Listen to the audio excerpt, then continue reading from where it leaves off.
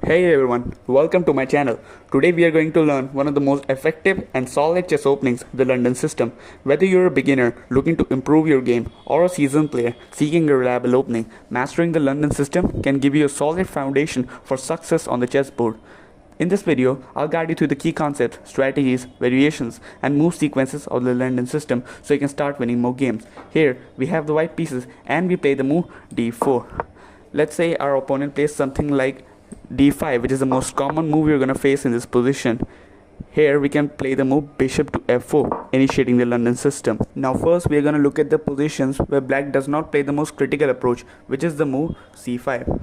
Let's say black plays a natural developing move, something like knight to f6. Here we can play the move e3.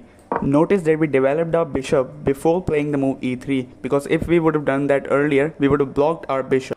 So keep in mind to develop your pieces in a strategic manner to gain an advantage. Now let's say our opponent plays a natural developing move such as e6. Here we can develop our knight to the f3 square. Now let's say our opponent plays something like bishop to d6. Here I recommend you not to take this bishop, because if we do so, we help our opponent develop and we also lose an active piece. So here we can play the move bishop to g3, sliding back, because if the bishop were to take us, then we can take back with the h pawn and we have an active rook. Now let's say our opponent does not take the bishop and instead plays something like, castles. Here we can develop our bishop to the d3 square. This bishop is a very important bishop because it targets the h7 pawn, which is very close to their king. So in future we have sacrificing possibility. Here let's say our opponent plays something like knight to c6. Whenever they play knight to c6, I highly recommend you to play the move c3, because it stops the move knight to b4 targeting our bishop. So in this position, our opponent might play something like bishop to d7, just a natural developing move. Here we can castle. Here let's say our opponent plays something like queen to e7. Now queen to e7 and any move in general that allows the opponent to break into the center with the move e5 would allow them to get an equal position. And we don't want that to happen, so in this position we play the move knight to e5, which completely shuts down e5.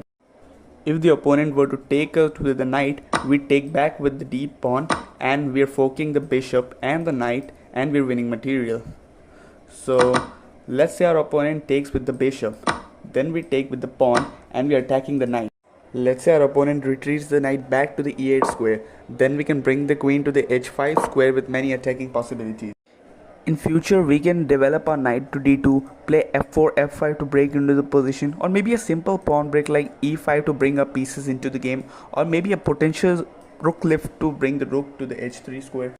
Here we have a very strong kingside initiative, but what happens if black doesn't even take our knight and instead plays something like rook to d8?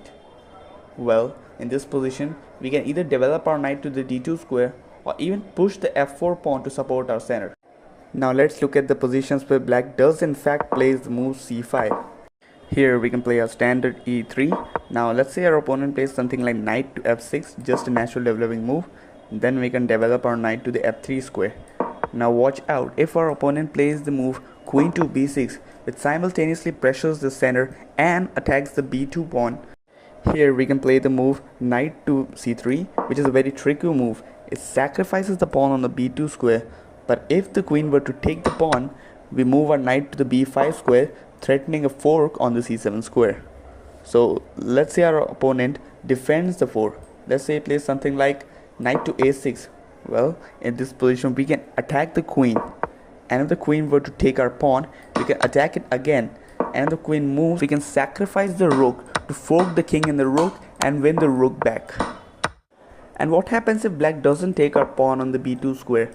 Let's say black plays something like, e6. Then in this position we can just defend our pawn with the move rook to b1. And then you can develop your pieces naturally and castle. Now let's look at the positions where black doesn't play the move d5 on the first move. Instead, let's say black plays something like knight to f6. Well, then we play our standard bishop to f4. And now let's say our opponent plays something like g6. Now that is King's Indian defense. Against the King's Indian defense, I highly recommend you to play the move knight to c3. Now let's say our opponent continues his plan with the move bishop to g7. Here we play the move e4. grabbing central space. Now this is turned into Pete's defense.